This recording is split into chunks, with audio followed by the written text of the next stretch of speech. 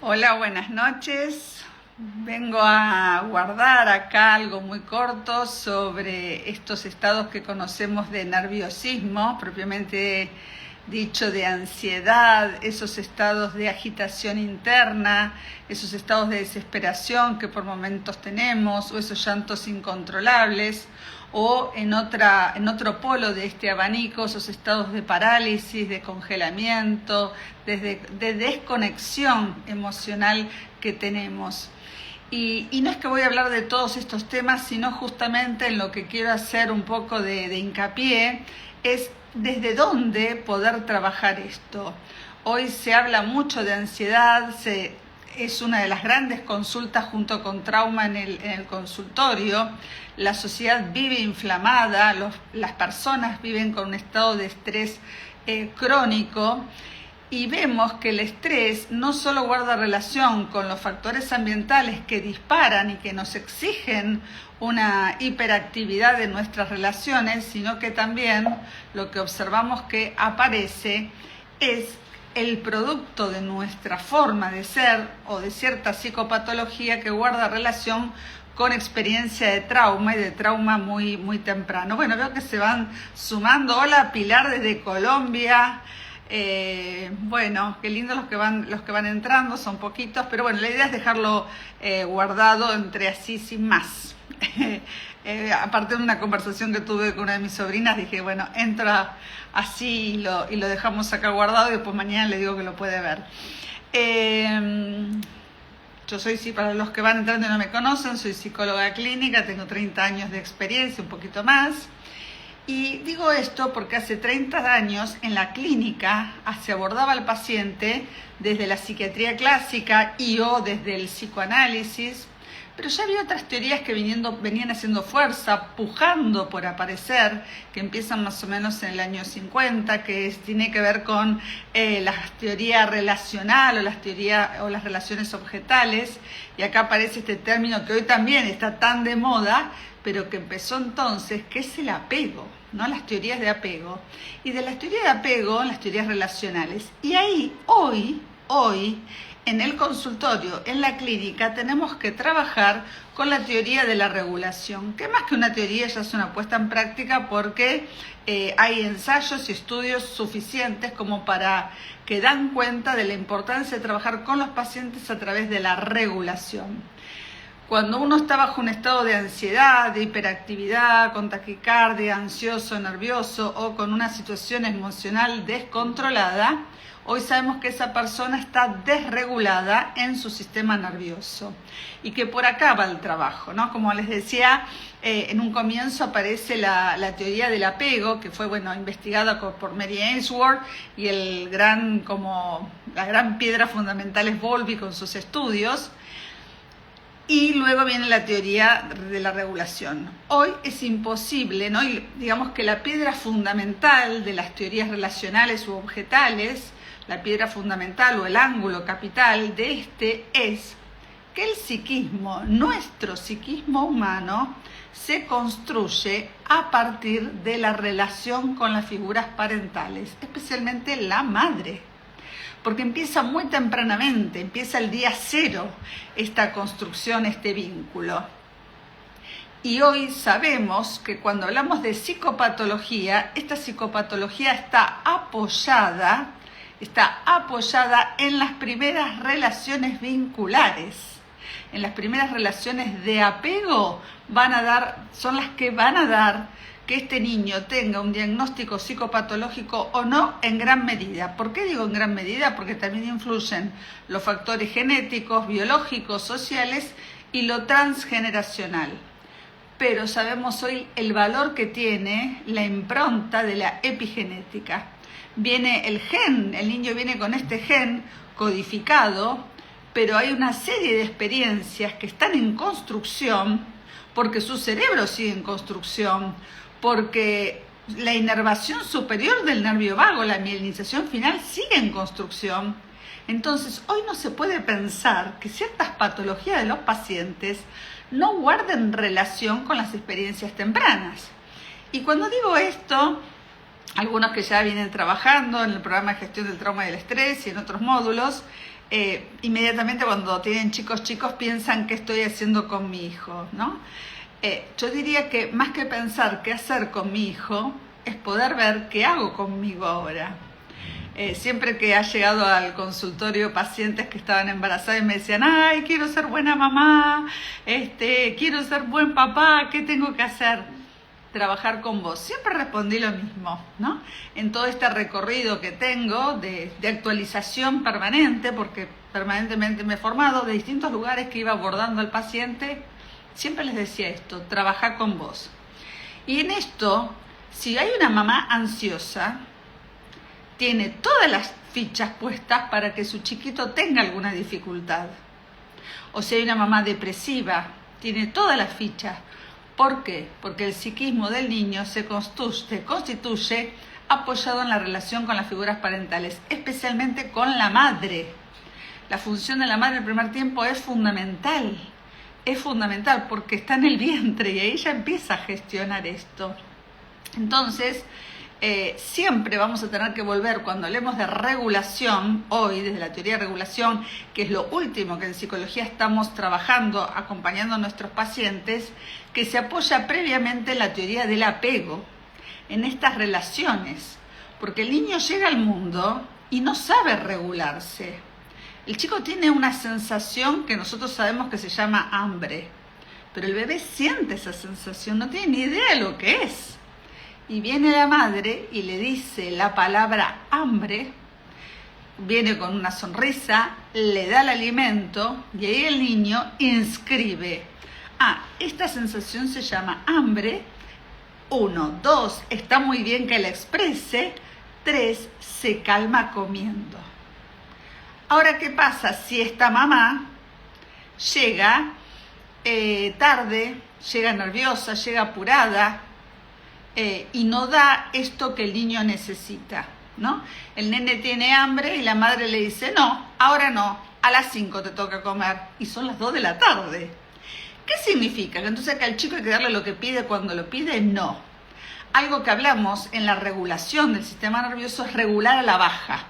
Esto lo vamos a ver el próximo martes en lo concreto, pero quiero dejar acá guardado y que mi sobrina lo vea mañana, esto que empezamos a hablar hoy, porque no está acá en Buenos Aires, para que pueda ir escuchando esto en su embarazo. Ya que es joven y tiene estas posibilidades, ¿no? Cuando yo tuve a mis hijas, todo esto ya no estaba, no había evidencia médica de esto, ¿no? Era más la intuición que teníamos. Entonces la mamá le dice, no, te toca a las 5. Y punto, se acabó. ¿Qué pasa con ese nene? Ese nene empieza a tener una experiencia de ansiedad. Ese nene empieza a tener un malestar y no sabe regularse. Entonces, ¿qué va a hacer? Como el chiquito, la biología es sanísima, es divina, el chico viene con un programa, viene con herramientas para empezar a resolver los conflictos. Herramientas que a veces se pierden en el camino, ¿no? Y quedan sepultadas. Y una de las herramientas que tiene el bebé es el llanto. Preparado, irritante, preparado para que las mamás, los papás, prestemos atención, ¿no? El llanto. Y si al llanto no hay acudida, no hay respuesta, porque se come a las 5 y no a las 2, va a aparecer un segundo movimiento, que va a ser, ¿qué otra forma puedo regular? Entonces puede ser que sea chupeteando este chupete y más rápido y con más intensidad. El sistema nervioso tiende a la regulación, pero lo que estoy diciendo es fundamental, porque acá quedan las experiencias para cuando después nos venimos grandes y cómo nos relacionamos con nosotros. Entonces, esto es absolutamente importante que lo tengamos presente para que, pero yo ya tengo 40, 60 años, porque vos ahora podés. Si no aprendiste de pequeño con tu mamá primero, tu papá, tus figuras cuidadoras de apego, vos podés aprender ahora a regularte, ¿no? A regularte. Hoy hablaba con una de mis hijas que decidió sacarse las 4 muelas de juicio juntas, ¿no? Y yo le decía, las 4 juntas, le digo, porque hay que pasar por el postoperatorio. Y ella me decía, sí, me lo saco encima, 10 días, me cuido, pero ya puedo volver a hacer deporte rápido, etcétera. Entonces recién le preguntaba, ¿no? Que si le fue el efecto de la anestesia y ella me dice, viste que lo manejo bastante bien el dolor. Bueno, sabe encontrar tiene una mirada y sabe encontrar la manera de regular una experiencia, pero una experiencia que se tiene tempranamente. No es lo mismo que el chico se caiga del triciclo y los padres le digan, ¡qué horror, qué terrible, que no sé qué! A que uno le diga, bueno, mira, es una caída, duele, pero esto pasa. Nuestros padres nos enseñan a regularnos. Ahora dependemos del sistema nervioso de ellos. Esto es muy importante. Dependemos de este sistema nervioso. Entonces, esta teoría de apego, que hace apegos seguros o hace apegos inseguros con sus variantes, da lugar luego a la teoría de la regulación. Bueno, no solo entiendo que el aparato psíquico del niño está conformado en función a la relación de sus padres, sino ahora entiendo que hay que ayudar a regular al niño. Si el nene se quiere tirar por el balcón, bueno, lo más probable es que lo ataje de una.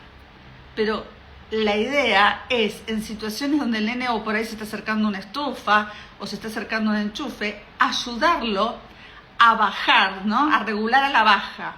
¿Qué es este término de regular a la baja? Lo estoy diciendo de esta manera, que sería, tenés hambre a las 2, te toca a las 5, bueno, mira, ¿qué te parece si vamos comiendo y se le ofrece algo saludable? No necesariamente una galletita dulce, se le puede ofrecer una, no sé, cualquier cosita que vaya calmando, vaya generando un estado de saciedad.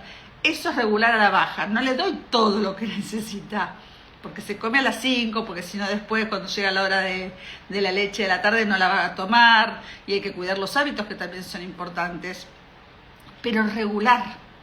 Ahora una mamá desconectada, ansiosa, poco informada, sobre todo poco trabajada, depresiva, triste, hiperactiva, ocupada en otras cosas, no va a poder regular. Y yo, y si me pasa algo, me puedo regular porque aprendí a regularme con mis padres. Y eso se llama corregulación. No nos podemos regular nosotros hasta que no nos corregulamos con un otro. Aprendemos a corregularnos con un otro. Entonces, si esta corregulación con la madre no es la adecuada, ¿no? Probablemente este chico tenga manifestaciones. Cuando digo psicopatología no estoy hablando necesariamente de psicosis, esquizofrenia, pero sí estoy hablando de neurosis. Y en esta regulación aparece algo muy importante, y por eso lo quiero dejar guardado acá, y se me vienen a la mente algunos psicólogos como Ana Patricia, que el otro día compartía en el último módulo, ella como psicóloga, lo que le sirve este trabajo para ella, y yo le decía para tus pacientes, ¿no? Que podamos tomar estas comprensiones como para poder aplicar y poder trabajar. Porque cuando la madre regula al bebé, lo está ayudando a desarrollar en su cerebro su hemisferio emocional, el hemisferio derecho. Primero se desarrolla el hemisferio derecho y se desarrolla cuando el nene ya salió a este mundo. Ahí empieza el desarrollo. Viene con un cerebro, pero no está acabado, ¿no? Por suerte hoy hablamos de neuroplasticidad y de plasticidad neuronal, que son cosas diferentes, pero van muy de las manos. Muy de la mano. Entonces, la mamá ayuda nombrando, estando en sintonía, ¿no? En primer lugar. Y después aparece, recién después empieza a formar el hemisferio izquierdo, que aparece el habla en los chicos chiquitos, ¿no? Si bien las nenas hablan antes que los varones, y está muy bien, todos los niños pasan por este proceso. Una regulación con la mamá, una regulación que les ayuda a desarrollar este hemisferio derecho. ¿Y con qué tiene que ver? ¿Con qué tiene que ver? Con la comprensión de las emociones. Entonces, miren lo que estoy hablando de biología. El nene va a poder comprender sus propias emociones y las emociones del otro en función cómo fue regulado o desregulado con esta mamá y estas figuras parentales. Yo voy a decir mucho mamá, porque así es como la teoría del apego, la teoría relacional se basa, sobre todo en los ensayos y las investigaciones que se han hecho. ¿Por qué? Porque, bueno, vuelvo a esto, el bebé está en el vientre, para los que se van sumando, y el primer tiempo es fundamental la relación, este vínculo con la mamá, porque es biológico y afectivo. Entonces, la mamá y el papá también, ¿no? Pero con figuras de parentales o de cuidado, van a ayudar a que el chico pueda desarrollar este hemisferio. Ahora, si yo no estoy bien regulado de chico y no se desarrolla de la mejor manera mi hemisferio derecho, mi comprensión de las emociones y de la de los otros va a estar alterada. Entonces por ahí el otro viene con cara de que tiene una dificultad y yo interpreto de que me está amenazando. Personas en trauma, personas hiperactivadas, viven al otro como una amenaza, viven al mundo como una amenaza. Y esas personas con características más paranoides, que viven el ambiente o viven a los otros como una amenaza, es porque ha sido el mundo para ellos amenazante. Ahí hubo un fallo en la regulación. Por eso, en la teoría de la regulación decimos que la psicopatología está apoyada en fallos sistémicos en la relación con las figuras de apego. Y que faltó una buena regulación ¿de qué? Del sistema nervioso. Eso es lo que faltó. Biología pura. Entonces lo que necesitamos es los adultos hoy que van teniendo estas experiencias de ansiedad, de nerviosismo, de alteración, de lectura, de una percepción confusa de la realidad, de una percepción distorsionada. Lo veo al otro como una amenaza, o no me dijo esto, entonces no me quiere. Entonces, bueno, depende del tipo de apego, también sabemos que se lee la realidad. El apego evitativo sale corriendo y se maneja más con el enojo, con una valía y una estima de sí más alta, mientras que el ansioso no se estima a sí mismo y depende de los otros. Qué miradas tan distintas de dos personas que no han sido bien reguladas de pequeñas.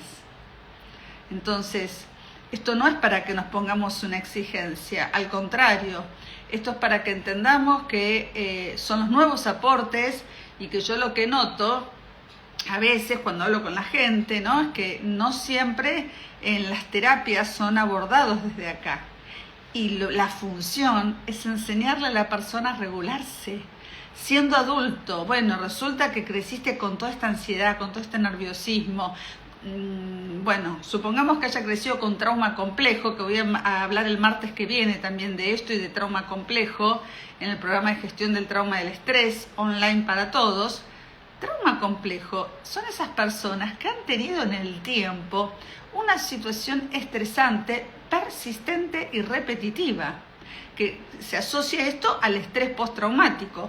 Por eso, hoy la mirada la redondeo, la termino más acabada con un enfoque psicológico apoyado en la biología. Somatosensorial la terapia, pero no solo somática. Necesito la reinscripción y necesito este trabajo. Entonces, ¿en qué se apoyan todas estas teorías? En la teoría polivagal, que es lo que amo y con lo que trabajo desde esta mirada, ¿no? Es poder ayudar a regular al otro.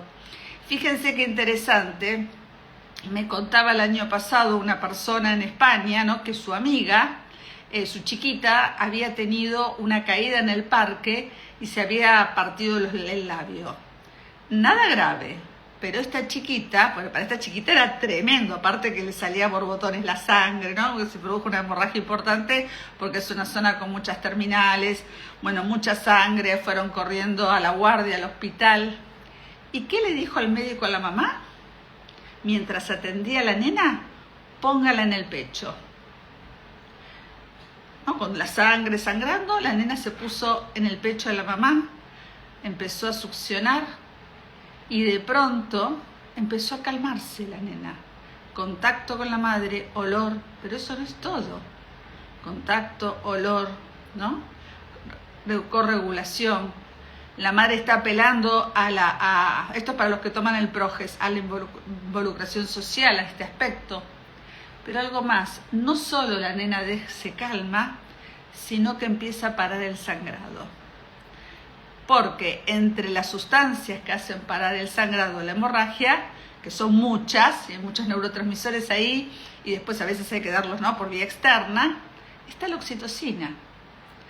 Entonces, si fuéramos más instintivos, no tendríamos que estudiar tanto y conectaríamos con los chicos, ¿no?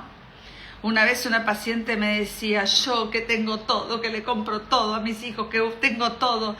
y voy al colectivo y veo esas mujeres que suben con 3 chiquitos y los cuelgan, que no tienen tanto dinero y no sé qué. Digo, no tiene nada que ver. Esa mamá conecta. Y si la mamá conecta, el chico lo tiene todo.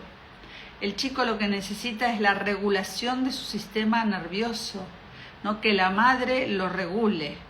Y cuando esto no ocurre, y de grande, bueno, nos encontramos con personas que vienen a la consulta con esta ansiedad, con esta activación, más trauma, que no estoy hablando de trauma, porque aparte de todo esto se le suma la experiencia de trauma que cada uno tiene, ¿no? Algunos tienen más trauma, de otros menos. Hay que empezar a trabajarlo. Y alguien que da un poco testimonio de esto, yo ayer subí un post sobre Marilyn Van Der Burg, que fue Miss América en 1958. Yo subí un poco, porque ella escribió un libro sobre esto, ¿no? Y ella dice, ella tuvo trauma complejo. Lo vamos a abordar este caso clínico el martes próximo en el programa de gestión del trauma del estrés. Ahí lo vamos a abordar para que cada uno de ellos pueda trabajar con su propia experiencia de trauma. Que hay más trauma complejo de lo que creemos. Ella fue abusada 13 años por el padre, no hubo incesto, creo que fue de los 5 a los 18 años, y no podía hablar. Y ella, acá cabe otra pregunta también en este ambiente familiar: ¿qué pasó con la madre?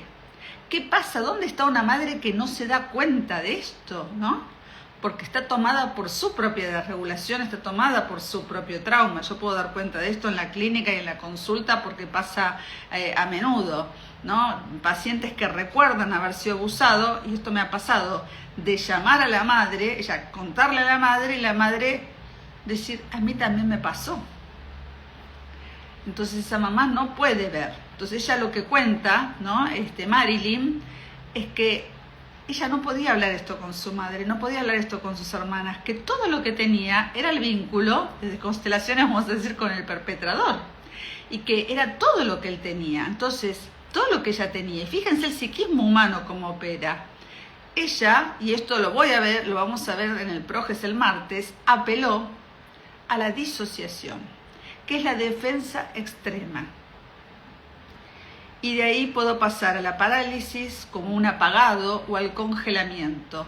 Ella tenía, ¿no? A veces cuando se habla de conversión histérica, que yo he visto muchos casos, y no en el hospital, coordinando grupos, he visto conversiones histéricas donde el cuerpo de la persona deja de funcionar. Ahora te leo, Cata, deja de moverse. Tiene que ver con experiencias traumáticas. Y dice Marilyn que ella lo que intentó a través de muchas terapias verbales era poder conectar con la niña que quedó sepultada. Y ella es una niña que odiaba, y que odiaba la noche.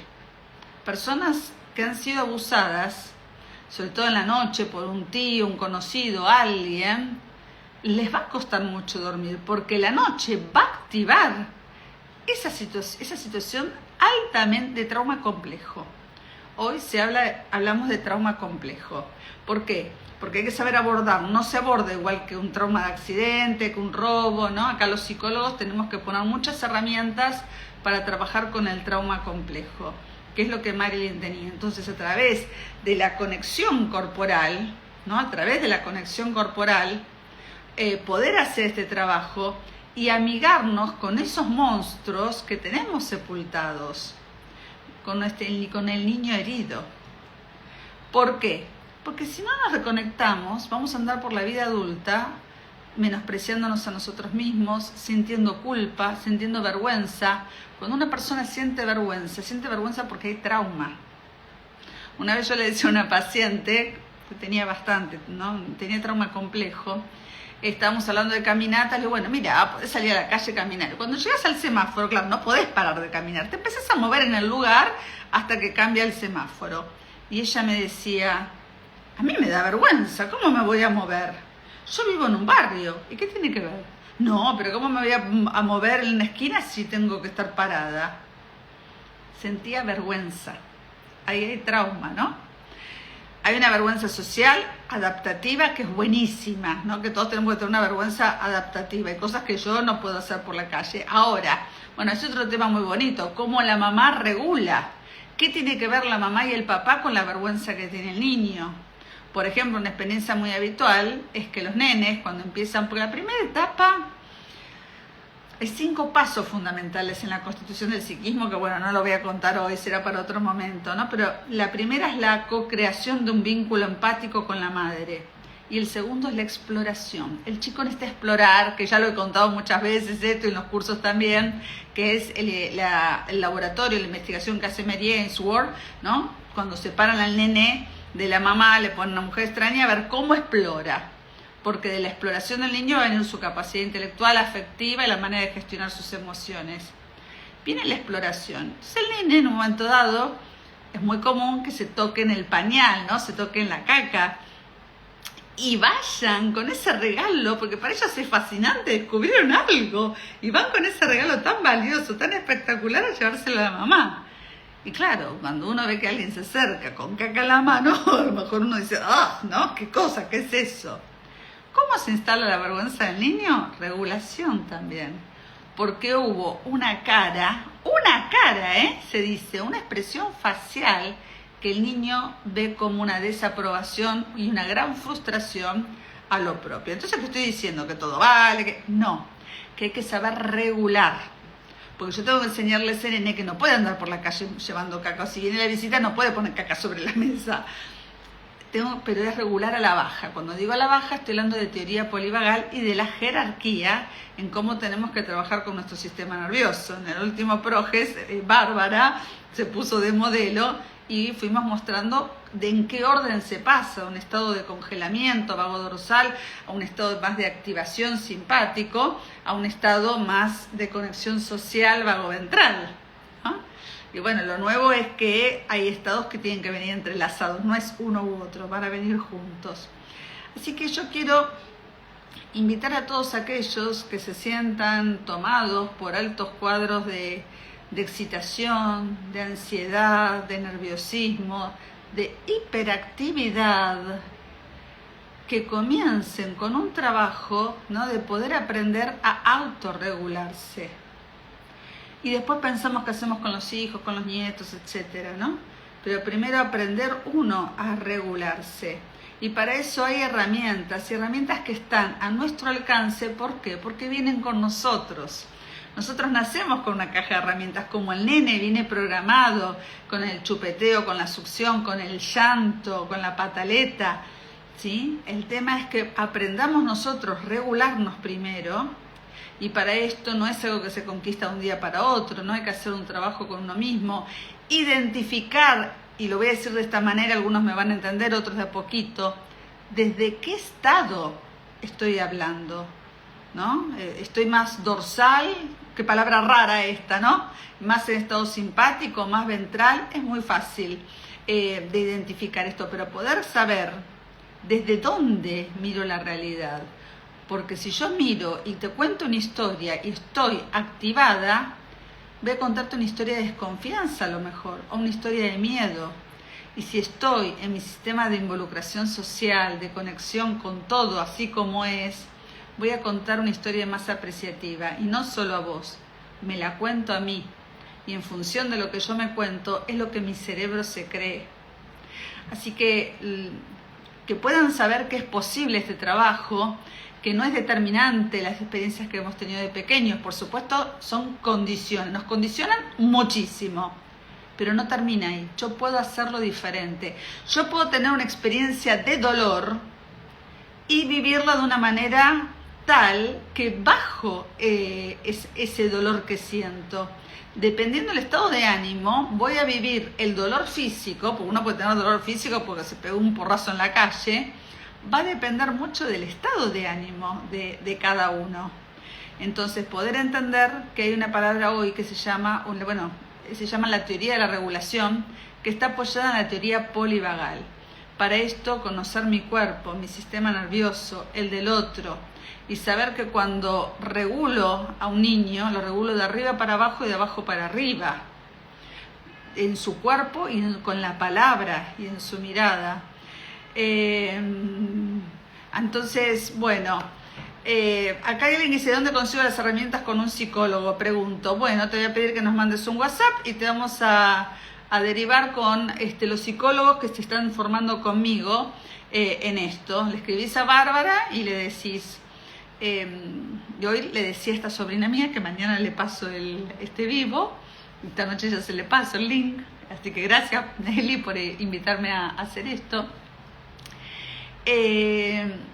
Claro, mi consultorio cada vez es más chico, más corto, que aguante me tienen mis pacientes también con estas ausencias que a veces tengo. Bueno, se van a beneficiar mucho los psicólogos que están tomando son psicólogos formados, por supuesto, pero bueno, están tomando estas últimas herramientas que se toman en el programa de gestión del trauma y el estrés, pero Pilar, también las podés tomar vos, porque acá hay muchas personas que participan de este programa para que ustedes puedan tener la herramienta. Acá Pilar que dice, yo también quiero un psicólogo. Marina que entró ahí, toma este programa, Marina es contadora y acaba de entrar ahí, le decimos, hola Marina, y Marina toma estas herramientas como contadora y ella suele contar en el PROGES, levanta la mano y cuenta cómo aplica estas herramientas con sus hijos. Entonces, Pilar, podés ser parte y anotarte para el martes que viene y tomar estas herramientas. Me fui un poco de lo que iba a decir, ¿no? Pero bueno, lo aclaro ahora y sigo. Vamos a hablar de trauma complejo, de estados entrelazados, esto del sistema nervioso, porque Marina lo hace sola. Acá dice es maravilloso. El otro día nos daba testimonio Marina, ella solita, cómo se reguló en una tomografía, en un estudio. Bueno, muchos cuentan cuando van a hacer estudios médicos cómo están usando estas herramientas que voy facilitando.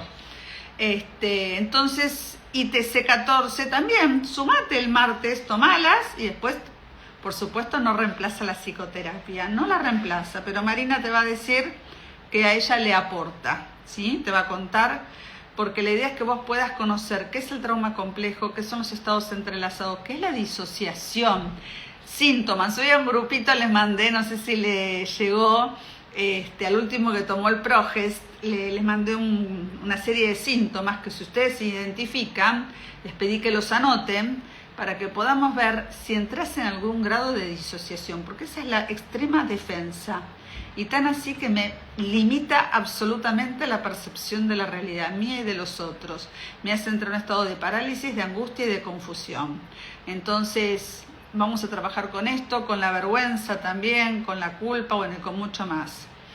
Y bueno, entonces tenemos la confianza que cuando nos encontramos dos personas son dos sistemas nerviosos los que se encuentran y que nosotros mutuamente nos podemos corregular. No si yo tengo un problema, a veces pasa esto, no sé si les pasó alguna vez, que capaz que están solos, la pareja se fue de viaje por unos días o no está, y ustedes están solos en su casa y les pasó algo fuerte, ¿no? Impactante, y no lloran. Parece que no hubiera pasado nada. Y 2 días después abre la puerta un hijo, la pareja, y uno se larga a llorar. ¿Por qué? Porque en nuestra memoria sabemos que nos encontramos con alguien que nos puede llevar a la conexión social, que representa ese primer abrazo que tuvimos, ese primer toque. Entonces ahí me regulo con el otro, me corregulo.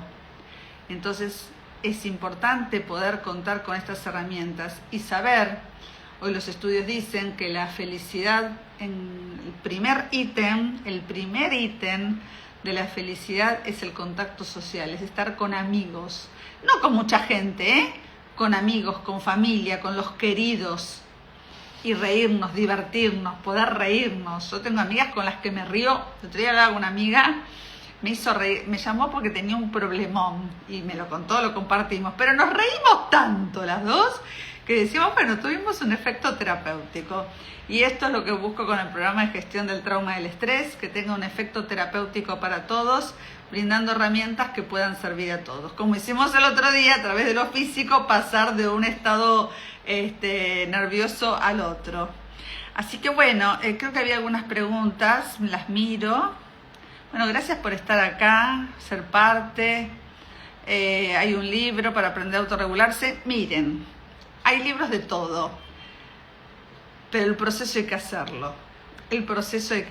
¿No? Uno lo tiene que hacer, lo tiene que practicar. Cata, mi madre murió un año después, mi padre, y fue muy doloroso que recibí un ataque de pánico y ahora tomo antidepresivo. ¿Cómo curarme? me azara estos ataques de ansiedad. Bueno, es todo un proceso, estarás con tu psicólogo, estarás con una medicación que está muy bien. Los ataques de pánico son fácilmente curables, pero son muy desagradables y hay que evitar la ansiedad anticipatoria. O sea que toma los antidepresivos, porque cuando se repiten estos ataques, la persona se vuelve cada vez más fóbica y evita. Y después es un buen momento para ver eso que pasó, ese síntoma, esa enfermedad, como información, siempre esto, ¿no? La filosofía, que es una gran medicina, ¿no? ¿Qué te viene a mostrar? Porque quizás sea la puerta de entrada a una filosofía distinta. Y acá voy a decir, me permito decir algo de las constelaciones familiares, ¿no? Que son una herramienta maravillosa, pero a mí, y yo con lo que me quedo y lo que transmito, no es solo la herramienta, es la filosofía de vida. Una filosofía basada en el amor, en la compasión. Y hoy los estudios evidencian cuánta salud nos trae vivir de manera agradecida, compasiva.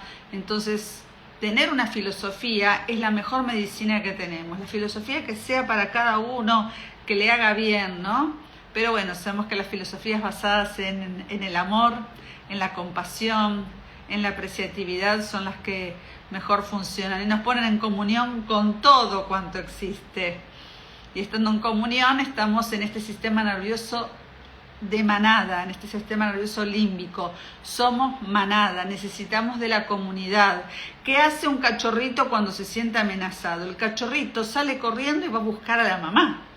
¿Qué pasa? Y esto a veces me lo pregunto, bueno, me lo pregunté siempre, y que muchas veces los niños mienten, no van a buscar a los padres. Si está en la naturaleza humana que el perrito, si se siente una amenaza, se va corriendo a buscar a la mamá. Y si no está la mamá, ¿no? Yo que tengo una cachorrita ahora nueva, cuando ella se asusta un poco en el parque o ve algo que es nuevo, ahora ya no tanto, las primeras veces que salía venía corriendo a mí. ¿Qué pasa que un chico no va a los padres, no? Entonces hay algo en el contexto que hay que mirar. Un chico cuando miente no es malo. Un chico miente por miedo. Y porque hay al miedo una vergüenza asociada. Entonces eso es otro ¿no? concepto para tener en cuenta. No sé si hay una pregunta más. Fernando Montevideo, hola Fernando, qué lindo. Hola Silvia, excelente vivo.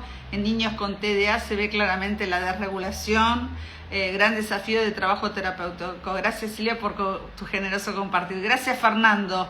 El otro día, vos sabés Fernando, que creo que fue en el último Progest, una chica de Estados Unidos que tiene el diagnóstico de TDA, compartía, ¿no?, cómo ella le había servido trabajar con la teoría polivagal y darse cuenta desde dónde contaba las historias.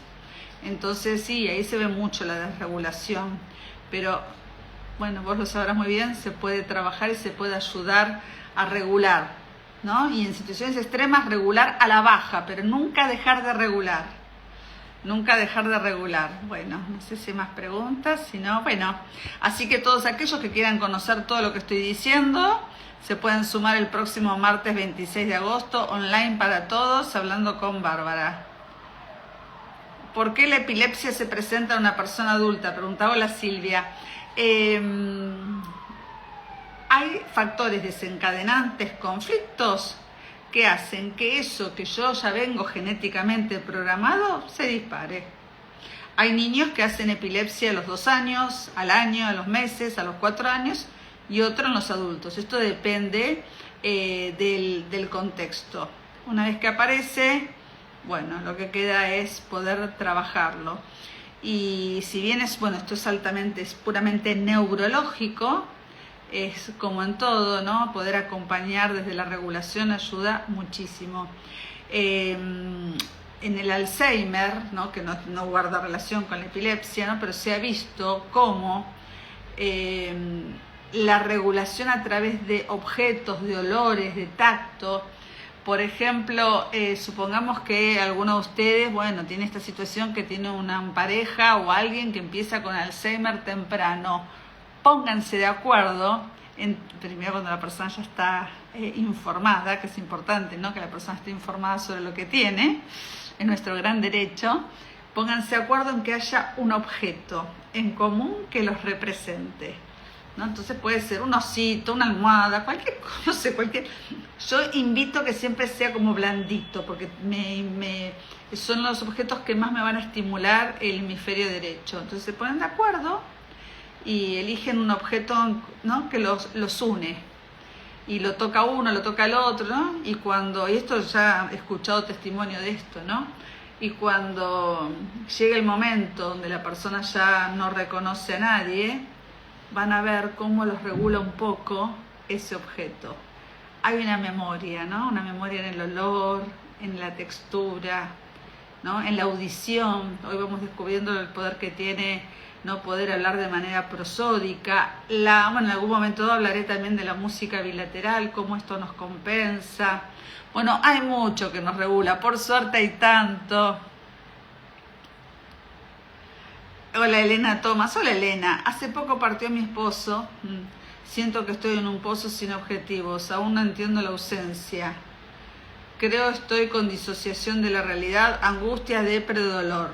Bueno, la disociación es una defensa extrema y viene hay dos vías. Puede venir por un déficit de apego o puede venir por una comportamentalización. Acá lo importante es que pidas ayuda para poder identificar qué es lo que está pasando, porque aún no entendés la ausencia. La ausencia yo creo que, no sé si se puede entender, ¿no? Puede entender es por qué, para qué. Lo que hay que hacer es aceptarla, ¿no? Esto lleva tiempo. El duelo tiene sus fases, hay 5 fases del duelo, ¿no? Una es la negación, por supuesto, no tanto la disociación. Y en algún momento llega la aceptación. Cuando hablamos de duelo patológico, que a mí no me gusta caer en esta cosa psiquiátrica de tantos meses, depende de cada uno, pero si una persona hace un año, vos decís hace poco partió tu esposo, pero si una persona está un año y no sale adelante y no puede, ya ahí esa partida ya está tocando algo de apego. Pero bueno, Elena, quiero ir con mucho respeto, hace poco que partió y quizás estés en pleno proceso de duelo y esto hay que atravesarlo. Lo más doloroso es atravesar el dolor. Por eso un gran trabajo es dejar de tenerle miedo al miedo y no poder mirar de cara eso que tememos. No en este caso puntual como una pérdida que acaece y que es realmente, Elena, muy dolorosa. Entiendo que es muy, muy dolorosa. Así que seguramente encontrarás las personas, las herramientas que te acompañen. Pero si hace poco, bueno, hay que dar lugar al duelo. Y después para otros que estén en procesos así, que duran, elásticos en el tiempo, bueno, algo me pasa a mí con las separaciones, algo me pasa a mí con las pérdidas, ¿no? Bueno, muy bien. Qué lindo grupete se armó, vuelve a quedar guardado.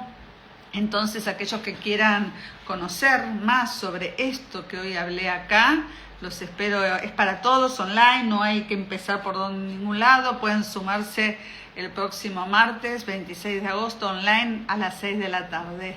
Así que bueno, será un placer. Pilar González, tengo ansiedad paralizante porque pienso que los dolores físicos son enfermedad grave. Bueno, y ya entonces parecería, Pilar, que aparte de ansiedad paralizante hay hipocondría, ¿no? Entonces, todo depende de cómo mire. Un abrazo enorme, Elena, un abrazo enorme. Así que todo depende de cómo miramos la realidad. Es todo un temón la hipocondría, pero bueno, aceptar. Bueno, muy bien, un abrazo a todos, nos vamos encontrando y el sábado para muchos el taller presencial en Palermo, donde por supuesto esto también entra. Entonces ahora voy explicando por qué los talleres presenciales hay algo de esto, porque es importante que la persona se vaya con un poquito más de producción de endorfina, de serotonina y que se vaya regulada.